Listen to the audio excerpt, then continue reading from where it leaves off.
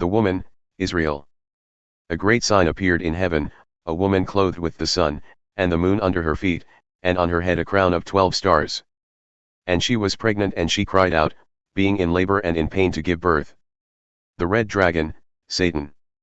Then another sign appeared in heaven, and behold, a great red dragon having 7 heads and 10 horns, and on his heads were 7 crowns.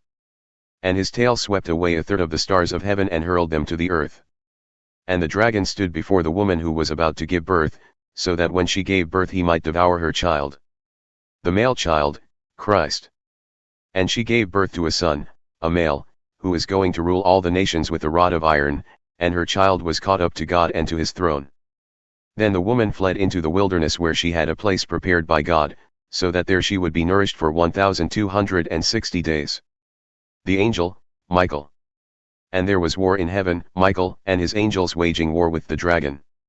The dragon and his angels waged war. And they did not prevail, and there was no longer a place found for them in heaven.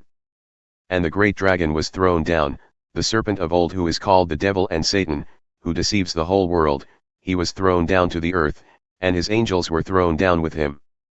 Then I heard a loud voice in heaven, saying, Now the salvation, and the power, and the kingdom of our God and the authority of his Christ have come, for the accuser of our brothers and sisters has been thrown down, the one who accuses them before our God day and night.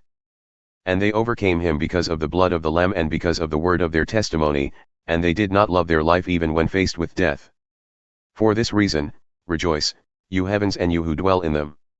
Woe to the earth and the sea, because the devil has come down to you with great wrath, knowing that he has only a short time.